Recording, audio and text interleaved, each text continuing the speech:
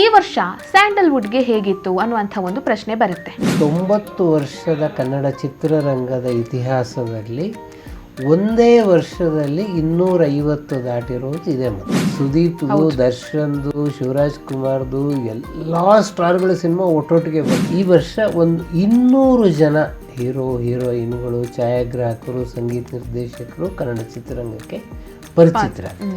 ಎಷ್ಟು ಜನ ನಿಲ್ತಾರೆ ಅದರಲ್ಲಿ ಅನ್ನೋದು ಗೊತ್ತಿಲ್ಲ. ಕನಿಷ್ಠ 25 ಲಕ್ಷ ಒಂದು ಸಿನಿಮಾಗೆ ಬೇಕು. ಒಂದು ರಾಜ್ಯದ ಬಜೆಟ್ಗೆ ಈಕ್ವಲ್ ಆಗುವಷ್ಟು ಹಣ ಸಿನಿಮಾದಲ್ಲಿ ಹೋಗ್ತಾ ಇದೆ.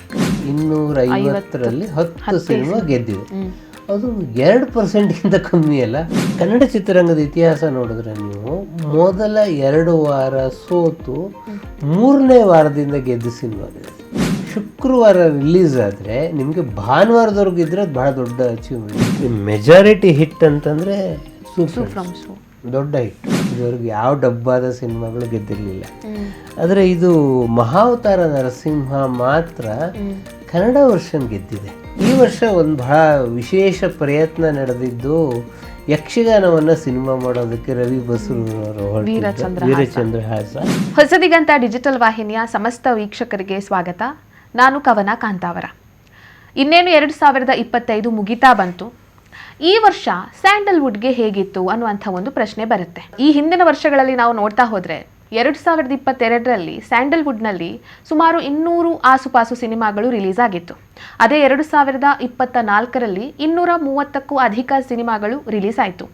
ಆದರೆ ಈ ವರ್ಷ ಆಶ್ಚರ್ಯ ಅನ್ನುವಂತೆ 250ಕ್ಕೂ ಅಧಿಕ ಸಿನಿಮಾಗಳು ಬಿಡುಗಡೆ ಆಗಿದೆ ಸ್ಯಾಂಡಲ್ವುಡ್ನಲ್ಲಿ. ಕಳೆದ 5 ವರ್ಷಗಳಲ್ಲಿ ಕೊರೋನಾ ಆದ ನಂತರ ಸುಮಾರು 200ಕ್ಕೂ ಅಧಿಕ ಸಿನಿಮಾಗಳು ಸ್ಯಾಂಡಲ್ವುಡ್ನಲ್ಲಿ ರಿಲೀಸ್ ಆಗ್ತಾನೆ ಬಂದಿದೆ. ಈ ವಿಚಾರವನ್ನು ಇಟ್ಕೊಂಡು ಈಗ ನಾವು ಹಿಂದಿರುಗಿ ನೋಡಿದರೆ ಸ್ಯಾಂಡಲ್ವುಡ್ ಹೇಗೆ ನಿಂತಿದೆ, 2025 ಸ್ಯಾಂಡಲ್ವುಡ್ಗೆ ಹೇಗಿತ್ತು, ಈ ವಿಚಾರದ ಬಗ್ಗೆ ಮಾತನಾಡೋದಕ್ಕೆ ಇವತ್ತು ನಮ್ಮ ಜೊತೆಗೆ ಹಿರಿಯ ಸಿನಿ ಪತ್ರಕರ್ತರಾಗಿರುವಂತಹ ಪ್ರೊಫೆಸರ್ ಶ್ರೀಧರ್ ಮೂರ್ತಿ ಸರ್ ಅವರಿದ್ದಾರೆ. ಬನ್ನಿ ಅವರನ್ನು ಕಾರ್ಯಕ್ರಮಕ್ಕೆ ಸ್ವಾಗತಿಸೋಣ. ಸರ್ ನಮಸ್ತೆ. ಸರ್ ಕಾರ್ಯಕ್ರಮಕ್ಕೆ ಸ್ವಾಗತ. ನಾನು ಇವಾಗಲೇ ಹೇಳಿದ ಹಾಗೆ 2025 ಈ ವರ್ಷ ಸ್ಯಾಂಡಲ್ವುಡ್ಗೆ ಹೇಗಿತ್ತು ಸರ್? ಈಗ ಹಿಂದಿರುಗಿ ನೋಡಿದರೆ ಒಂದು ಬಹಳ ವಿಶೇಷವಾದ ಸಂಗತಿ ಅಂದರೆ ಕಳೆದ 5 ವರ್ಷದಿಂದಲೂ 200 ಆಸುಪಾಸು ಸಿನಿಮಾಗಳು ಬರ್ತಾನೆ ಇದೆ. ಹೌದು. ಇವಾಗಲೇ 255 ಮುಟ್ಬಿಟ್ಟಿದೆ. ಅಂದರೆ ಈ 90 ವರ್ಷದ ಕನ್ನಡ ಚಿತ್ರರಂಗದ ಇತಿಹಾಸದಲ್ಲಿ ಒಂದೇ ವರ್ಷದಲ್ಲಿ 250 ದಾಟಿರೋದು ಇದೆ. ಮೊದಲು ಇದೇ ಫಸ್ಟ್ ಟೈಮ್. ಮತ್ತು 1934ರಲ್ಲಿ ಸತಿ ಸುಲೋಚನಾ ಬಿಡುಗಡೆಯಾದರೆ ಕನ್ನಡದ 250ನೇ ಸಿನಿಮಾ ಬಂದಿದ್ದು 1968ನೇ ಇಸ್ವಿಲಿ. ಅಂದರೆ 34 ವರ್ಷಗಳಲ್ಲಾಗಿರುವುದು ಒಂದೇ ವರ್ಷದಲ್ಲಾಗಿ. 34 ವರ್ಷದ ಈ ಒಂದೇ ವರ್ಷ 34 ವರ್ಷದಲ್ಲಿ ಅವಾಗ 250 ಸಿನಿಮಾ ಬಂದರೆ ಈಗ ಒಂದೇ ವರ್ಷದಲ್ಲಿ 250 ಸಿನಿಮಾ ಬಂದಿದೆ. ಮತ್ತು ಈ 255 ನಾನು ಏನು ಲೆಕ್ಕ ಹೇಳ್ತಾ ಇದ್ದೀನಿ, ಇದಕ್ಕಿಂತಲೂ ಜಾಸ್ತಿ ಇರುವ ಎಲ್ಲ ಸಾಧ್ಯತೆ ಇದೆ. ಯಾಕೆ ಅಂತಂದರೆ ಈ ಲೆಕ್ಕದಲ್ಲಿ ನಾವು ಡಬ್ ಆಗಿರುವ ಸಿನಿಮಾಗಳನ್ನು ಹಿಡಿದಿಲ್ಲ. ಕನಿಷ್ಠ 30ರಿಂದ 50 ಸಿನಿಮಾಗಳು ಇವಾಗ ಡಬ್ ಆಗ್ತಾ ಇದೆ. ಸೊ ಪ್ಯಾನ್ ಇಂಡಿಯಾ ಕಾನ್ಸೆಪ್ಟ್ ಬಂದ ಮೇಲೆ 4 ಭಾಷೆಯಲ್ಲಿ ಸಿನಿಮಾಗಳಾಗ್ತಾ ಇದೆ. ಈ ವರ್ಷದ ಹಿಟ್ ಸಿನಿಮಾ ನೋಡಿದ್ರೆ ಮಹಾವತಾರ ನರಸಿಂಹ ಕೂಡ ಹಿಟ್ ಸಿನಿಮಾ ಪಟ್ಟಿನಲ್ಲಿ ಇದೆ. ಅದು ಡಬ್ ಆಗಿರುವ ಸಿನಿಮಾ, ಅದು ಕನ್ನಡ ಸಿನಿಮಾ ಅಲ್ಲ. ಆದರೆ ನಿಮ್ಗೆ ಹಿಟ್ ಸಿನಿಮಾ ಪಟ್ಟಿಲಿ ಅದು ಇದೆ. ಹೀಗಾಗಿ ಸೊ 255 ಪ್ಲಸ್ 30 ಒಂದು ಲೆಕ್ಕ. ಎರಡನೇದು ಇನ್ನೂ 2 ವಾರ ಇದೆ. ಇನ್ನೂ 2 ವಾರದಲ್ಲಿ ಕನಿಷ್ಠ 5 ಸಿನಿಮಾ ನೀವು ಲೆಕ್ಕ ಹಿಡಿದ್ರೆ ಇನ್ನೂ 10 ಸಿನಿಮಾ ಇದಕ್ಕೆ ಸೇರ್ಕೊಂಡು. ಈ ವರ್ಷದ ವಿಶೇಷ ಏನಂದರೆ 250 ದಾಟಿದ್ದೀವಿ ನಾವು. 90 ವರ್ಷದ ಇತಿಹಾಸದಲ್ಲಿ 250 ಮೊಟ್ಟ ಮೊದಲನೇ ಸಲ ದಾಟಿದ್ದೀವಿ. ಈಗ ದಾಟಿರುವಾಗ ಒಂದು ಬಹಳ ವಿಶೇಷ ಇದೆ. ಡಿಸೆಂಬರ್ವರೆಗೂ ಸ್ಟಾರ್ಗಳ ಸಿನಿಮಾ ಇಲ್ಲ. ಸುದೀಪ್ದು, ದರ್ಶನ್ದು, ಶಿವರಾಜ್ ಕುಮಾರ್ದು ಎಲ್ಲ ಸ್ಟಾರ್ಗಳ ಸಿನಿಮಾ ಒಟ್ಟೊಟ್ಟಿಗೆ ಬರ್ತಾ ಇದೆ. ಧ್ರುವ ಸರ್ಜನ್ದು KD ದಿ ಡೆವಿಲ್ ಬರುತ್ತೆ ನಿರೀಕ್ಷೆ, ಅದಿನ್ನೂ ಡೇಟ್ ಫಿಕ್ಸ್ ಆಗಿಲ್ಲ. ಯಾವ ಸ್ಟಾರ್ಗಳ ಸಿನಿಮಾ ಇಲ್ಲ. ಗಿರೀಶ್ ಕಾಸರವಳ್ಳಿ ಸಿನಿಮಾ ಇಲ್ಲ, ಶೇಷಾದ್ರಿ ಸಿನಿಮಾ ಇಲ್ಲ, ಅಥವಾ ನಿಮ್ಗೆ ಯೋಗರಾಜ್ ಭಟ್ರ ಸಿನಿಮಾ ಇಲ್ಲ, ಸೂರಿ ಸಿನಿಮಾ ಇಲ್ಲ, ಮೇಜರ್ ಡೈರೆಕ್ಟರ್ ಸಿನಿಮಾ ಇಲ್ಲ. ಯಾರು ಸಿನಿಮಾಗಳು ಬರ್ತಾ ಇದೆ? ಒಂದು ಅಂದಾಜಿನ ಪ್ರಕಾರ ಈ ವರ್ಷ ಒಂದು 200 ಜನ ಹೀರೋ ಹೀರೋಯಿನ್ಗಳು, ಛಾಯಾಗ್ರಾಹಕರು, ಸಂಗೀತ ನಿರ್ದೇಶಕರು ಕನ್ನಡ ಚಿತ್ರರಂಗಕ್ಕೆ ಪರಿಚಿತರಾಗ್ತಾರೆ. ಇದು ಒಂದು ರೀತಿಯಲ್ಲಿ ಒಳ್ಳೆ ಬೆಳವಣಿಗೆ. ಇಷ್ಟು ಜನ ಸಿನಿಮಾಕ್ಕೆ ಹೊಸಬರು ಬರ್ತಾ ಇದ್ದಾರೆ ಅನ್ನೋದು ಒಳ್ಳೆ ಬೆಳವಣಿಗೆ. ಎಷ್ಟು ಜನ ನಿಲ್ತಾರೆ ಅದರಲ್ಲಿ ಅನ್ನೋದು ಗೊತ್ತಿಲ್ಲ. ಇದಕ್ಕೆ ಕಾರಣ ಒಂದಿರ್ಬೋದು. ಒಂದು ಮೇಕಿಂಗ್ ಆಫ್ ದ ಮೂವಿ ಇದೆಯಲ್ಲ, ಸಿನಿಮಾ ಮಾಡುವುದು ಇವತ್ತು ಸುಲಭ ಆಗ್ಬಿಟ್ಟಿದೆ. ಯಾರು ಬೇಕಾದ್ರೂ ಸಿನಿಮಾ ಮಾಡ್ಬೋದು. ಒಂದು ಮೊಬೈಲ್ ಇಟ್ಕೊಂಡು ಸಿನಿಮಾ ಮಾಡ್ಬಿಡ್ಬೋದು ಇವತ್ತು. ಹೀರೋ ಆಗೋದಕ್ಕೆ ಮೊದಲೊಂದು ಲಕ್ಷಣ ಇತ್ತು, ಹಿಂಗಿದ್ದವ್ರು ಹೀರೋ ಆಗ್ತಾರೆ, ಹಿಂಗಿದ್ದವ್ರು ಹೀರೋಯಿನ್. ಹಿಂಗೆ ಹಂಗೇನಿಲ್ಲ. ಸೊ ಯಾರು ಬೇಕಾದ್ರೂ ಹೀರೋ ಆಗ್ತಾರೆ, ಯಾರು ಬೇಕಾದ್ರೂ ಹೀರೋಯಿನ್ ಆಗ್ತಾರೆ. ಇದು ಸುಲಭ ಆಗುವ ಎಲ್ಲ ಕಡೆ ಆಗಿದೆ. ಇದ್ರ ಕೆಲವು ಸಮಸ್ಯೆಗಳಿದೆ. ನೀವೀಗ ಒಬ್ಬ ಸಂಗೀತ ನಿರ್ದೇಶಕರು 100 ಸಿನಿಮಾ ಆಯಿತು ಅಂತ ಅವರ 100ನೇ ಸಿನಿಮಾ ಅಂತ ಟೈಟ್ಲು ಕಾರ್ಡು ಎಲ್ಲ ತೋರಿಸಿದ್ರು. ಆಮೇಲೆ ಪೇಪರ್ ಲೇಖನಗಳು ಬಂತು, ಅವ್ರು 100 ಸಿನಿಮಾ ಕಂಪ್ಲೀಟ್ ಮಾಡಿದ್ದಾರೆ ಅಂತ. ನಾನು ಕೂತು ಲೆಕ್ಕ ಹಾಕಿದೆ, 82 ಸಿನಿಮಾ ಸಿಗ್ತದೆ ನಂಗೆ. ಈಗ ನಂಗೆ 90-95 ಸಿಕ್ಕರೆ ನಂದು 5. ನಾನು 82 ಸಿನಿಮಾ ಅವ್ರದ್ದು ಲೆಕ್ಕ ಸಿಗ್ತದೆ. ನಾನು ಅವ್ರ ಹತ್ರ ಹೋಗಿ ಕೇಳಿದೆ, ಸರ್ 100 ಅಂತ ಹೇಳ್ತಾ ಇದ್ದೀರಾ, ನೀವೊಂದು 100 ಲೀಸ್ಟ್ ಕೊಡಿ ನನಗೆ. ನಂದು ಯಾವ್ದು 18 ಸಿನಿಮಾ ಬಿಟ್ಟೋಗಿದೆ ನಂಗೆ ಗೊತ್ತಾಗ್ಬೇಕಲ್ವಾ. ಅಂದರೆ ಅವರು ಇಲ್ಲ, ಅದು ಆಗಿದೆ ನಮ್ಮ 100, ಹಿಂದಿ ತಮಿಳು ಎಲ್ಲ ಆಗಿದೆ. ತಮಿಳು ತೆಲುಗಲ್ಲಿ ಅವ್ರದ್ದು ಇಲ್ಲ ಸಿನಿಮಾಗಳು, ನಂಗೆ ಗೊತ್ತು. ಕೊನೆಗೆ ಅವ್ರ ಹತ್ರ ಲೀಸ್ಟ್ ಇಲ್ಲ. ಈಗ 100 ಸಿನಿಮಾ ಆಗಿದೆ ಅಂದರೆ ಅವ್ರ ಹತ್ರ ಲೀಸ್ಟ್ ಇಲ್ಲ. ಇದನ್ನು ಹೆಂಗೆ ನಂಬೋದು? ಈಗ ಏನು ಹೇಳಿದ್ರು, ಈಗ SP ಬಾಲಸುಬ್ರಹ್ಮಣ್ಯಂ 60,000 ಹಾಡು ಹೇಳಿದ್ದಾರೆ, ಅದ್ರ ಲೆಕ್ಕ ಇಟ್ಟಾರೆ ಯಾರು? ಇದ್ರು ಇರ್ಬೋದು, ಏನು ಅಷ್ಟು ವರ್ಷದಿಂದ ಆಡ್ತಾ ಇದ್ದಾರೆ. ಸೊ ನಿಮ್ಗೆ 60,000 ಮನುಷ್ಯ ಹಾಡು ಹೇಳಬೇಕಾದ್ರೆ ದಿನಕ್ಕೆ ಎಷ್ಟು ಹಾಡು ಹೇಳಬೇಕು? ನೀವು ಸಿಂಪಲ್ ಮ್ಯಾಥಮೆಟಿಕ್ಸ್ ಹೇಳಿದ್ರು ಇದು ಲೆಕ್ಕ ತಪ್ಪು ಅಂತ ಗೊತ್ತಾಗುತ್ತೆ. ಇದು ಇತಿಹಾಸದ ದೃಷ್ಟಿಯಿಂದ ಒಳ್ಳೆ ಬೆಳವಣಿಗೆ ಅಲ್ಲ. ಹಿಂಗೆಲ್ಲೂ ಲೆಕ್ಕವೇ ಸಿಗ್ತಾ ಇಲ್ಲ ಅಂತ ಹೇಳುವುದು. ನಂಗೆ ಗೊತ್ತಿದ್ದಂಗೆ ನಾನು ನಿಲ್ಸಿದ್ಮೇಲೆ ಚೇತನ್ ಅಡಿಗೇರ್ ಮಾಡ್ತಾಯಿದ್ರು. ಚೇತನ್ ಅಡಿಗೇರು ಈಗ ಹೇಳ್ತಾ ಇದ್ದಾರೆ, ಸರ್ ಲೆಕ್ಕ ಇಡೋಕ್ಕಾಗ್ತಾ ಇಲ್ಲ ಸರ್, ಇದು ಎಷ್ಟು ಸಿನಿಮಾ ಎಲ್ಲಿ ಬರುತ್ತೆ ಏನು ಎತ್ತ ಅಂತ ಹೇಳಿ. ಇದಕ್ಕೆ ಬಹುಶಃ ನಾವೇನಾದರೂ ಒಂದು ಪರಿಹಾರ ನೋಡ್ಕೋಬೇಕು. ಎರಡನೇದು ಬಹಳ ಮುಖ್ಯವಾದ ಆತಂಕದ ಸಂಗತಿ ಅಂತಂದರೆ, ಮೊದಲು ಒಂದು ಸಿನಿಮಾ ಮಾಡುವುದಕ್ಕೆ ನಾವೆಲ್ಲ ಇಂಡಸ್ಟ್ರಿಗೆ ಬಂದಾಗ 20-25 ಸಾವಿರ ರೂಪಾಯಿ ಸಿನಿಮಾ ಮಾಡೋದು. ಕಾಡು ಕುದುರೆ ಚಂದ್ರಶೇಖರ್ ಕಂಬಾರ್ ಹೇಳ್ತಾ ಇದ್ರು, ನಂದು ಗ್ರ್ಯಾಚ್ಯುಟಿ ಮೇಲೆ ಲೋನ್ ತೆಗೆದು 90,000ದಲ್ಲಿ ಸಿನಿಮಾ ಮಾಡೋದು. ಈಗ 90,000ದಲ್ಲಿ ನೀವು ಏನೂ ಮಾಡೋಕ್ಕಾಗಲ್ಲ, ಒಂದು ಯೂಟ್ಯೂಬು ಮಾಡೋಕ್ಕಾಗಲ್ಲ ಅಲ್ವಾ. ಕನಿಷ್ಠ 25 ಲಕ್ಷ ಒಂದು ಸಿನಿಮಾಗೆ ಬೇಕು. 25 ಲಕ್ಷದಿಂದ 600 ಕೋಟಿವರೆಗೆ ಸಿನಿಮಾ ಆಗತ್ತೆ. ನನಗೆ ಸಿನಿಮಾ ಇಷ್ಟು ಬರ್ತಾ ಇದೆ ಅನ್ನೋದ್ರ ಜೊತೆಗೆ ಎಷ್ಟು ಕೋಟಿ ರೂಪಾಯಿ ವಹಿವಾಟಾಗ್ತದೆ. ಇದು ಹೆಚ್ಚು ಕಮ್ಮಿ ಒಂದು ಬಜೆಟ್. ಇದು ಒಂದು ರಾಜ್ಯದ ಬಜೆಟ್ಗೆ ಈಕ್ವಲ್ ಆಗುವಷ್ಟು ಹಣ ಸಿನಿಮಾದಲ್ಲಿ ಹೋಗ್ತಾ ಇದೆ. ಈ ಹಣ ಏನಾಗ್ತಾ ಇದೆ? ಇದು ಬಹಳ ಮುಖ್ಯವಾದ ಪ್ರಶ್ನೆ, ನಾವು ತಲೆ ಕೆಡಿಸ್ಕೋಬೇಕಾಗಿರೋದು. ನಾನು ಸೆನ್ಸರ್ ಬೋರ್ಡ್ ಮೆಂಬರ್ ಆದಾಗ ನಾನು ಸಾಮಾನ್ಯವಾಗಿ ಒಂದು ಅಭ್ಯಾಸ ಇತ್ತು, ಯಾರೇ ಸೆನ್ಸರ್ ಮಾಡ್ಸೋಕೆ ಬಂದರೂ ಒಂದು ಸುಮ್ಮನೆ ನಮ್ಮದೆಲ್ಲ ಸೈನ್ ಗೀನೆಲ್ಲ ಆದಮೇಲೆ ಕೇಳ್ತಾ ಇದ್ದೆ, ಹೆಂಗೆ ಸಿನಿಮಾ ತೆಗೆದ್ರಿ, ಎಲ್ಲಿ ದುಡ್ಡು ಬಂತು ನಿಮಗೆ ಅಂತ.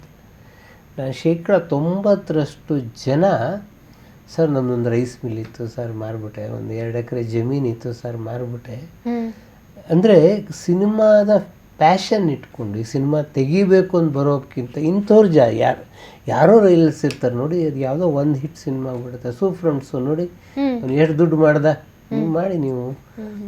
ಸೊ ನೀವು ಇವತ್ತು 250 ಸಿನಿಮಾ ಬಂದಿದೆ ಅಂತ ಹೇಳೋದ್ರ ಜೊತೆಗೆ ಎಷ್ಟು ಗೆದ್ದಿದೆ. ಮೆಗಾ ಹಿಟ್ಟು 2 ಸಿನಿಮಾ ಈ ವರ್ಷಕ್ಕೆ, ಸೂಫ್ರಂಡ್ಸು ಮತ್ತು ಕಾಂತಾರ 2 ಮೆಗಾ ಹಿಟ್. ಇನ್ನು 8 ಸಿನಿಮಾ ಹಾಕಿದ ದುಡ್ಡು ಅದು ವಾಪಸ್ ತೊಗೊಂಡು, ನೀವು ಸೆಟ್ಲೈಟು ಎಲ್ಲ ಸೇರಿದ್ರೆ ಲಾಭನೂ ಬಂದಿದೆ. ಸೆಟ್ಲೈಟ್ ಅಂದರೆ 10 ಸಿನಿಮಾ ಗೆದ್ದಿದೆ. 250ರಲ್ಲಿ 10 ಸಿನಿಮಾ ಗೆದ್ದಿದೆ. ಅದು 2%ಗಿಂತ ಕಮ್ಮಿ ಅಲ್ಲ. ಅಂದರೆ 248 ಸಿನಿಮಾ ಸೋತಿದೆಯೇ, ಹತ್ತಿರ 240 ಸಿನಿಮಾ ಸೋತಿದೆಯಲ್ಲ. 248 ಬರೀ 25 ಲಕ್ಷ ಲೆಕ್ಕ ಹಾಕಿ, ಹತ್ರ ಒಂದು 1000 ಕೋಟಿ ಅಂತ ಇಟ್ಕೊಳ್ಳಿ. ಲಾಸ್ ಆಗಿದೆ. 1000 ಕೋಟಿ ರೂಪಾಯಿಗಳು ಎಲ್ಲಿ ಹೋಯ್ತು ಹಾಗಾದರೆ? ಇದು ಯೋಚನೆ ಮಾಡೋದಿಲ್ಲ ನಾವು. ಸಿನಿಮಾದ ಸಂಭ್ರಮ. ಈಗ ನಾವು ಸಿಂಪಲ್ ಲೆಕ್ಕ ಏನು ಅಂದರೆ, ಸೂಪರ್ಮ್ಸು ಅದಕ್ಕೆ ಹಾಕಿದ್ದು 2.5 ಕೋಟಿ. ಅದರ ಟೋಟಲ್ ಅರ್ನಿಂಗು ಸುಮಾರು 121 ಕೋಟಿ, ಅಂದರೆ 40 ಪಟ್ಟು ಹಾಕಿದ 40 ಪಟ್ಟಷ್ಟು ಸಿನಿಮಾ ಅರ್ನ್ ಮಾಡಿದೆ. ಕಾಂತಾರ ಚಾಪ್ಟರ್ 2ಗೆ 125 ಕೋಟಿ ಖರ್ಚು ಮಾಡಿದ್ವಿ ಅಂತ ಅವರೇ ಹೇಳಿದ್ದಾರೆ.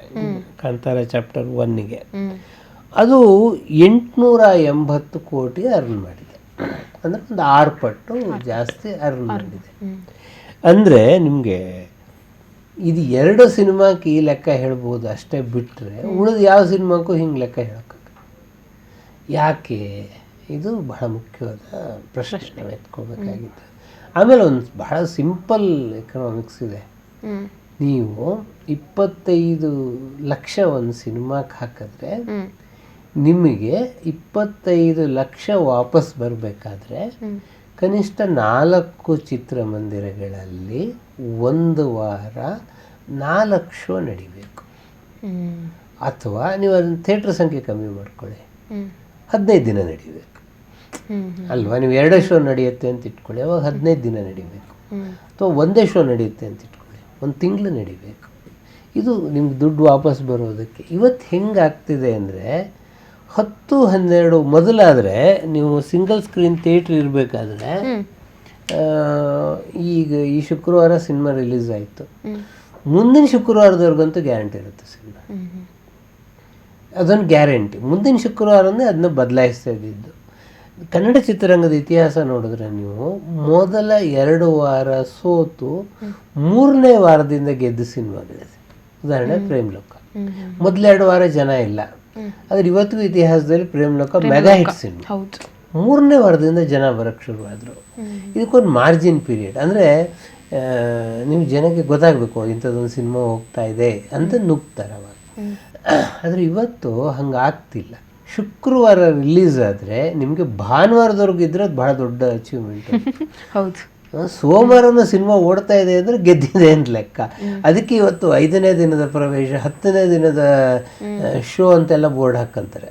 ಹೌದು, ಇತ್ತೀಚೆಗೆ ಅಷ್ಟೇ ಸೃಜನ್ ಲೋಕೇಶ್ ಅವರು ಎಲ್ಲ ವಿಡಿಯೋ ಮಾಡ್ಕೊಂಡು ಹಾಕಿದ್ರು, ದಯವಿಟ್ಟು ಕನ್ನಡ ಸಿನಿಮಾ ನೋಡಿ. ಆಕಿರಾ ಸಿನಿಮಾದ ಹೀರೋ ಕೂಡ ಒಬ್ರು, ಅವರೊಂದು ಮೂವಿ ಮಾಡಿದ್ದಾರೆ, ಅವರು ಹೇಳ್ಕೊಂಡಿದ್ದಾರೆ ಯಾರು ನೋಡ್ತಿಲ್ಲ ಮೂವಿ, ಯಾಕೆ ನಮ್ಗೆ ಥಿಯೇಟರ್ ಕೊಡ್ತಾ ಇಲ್ಲ.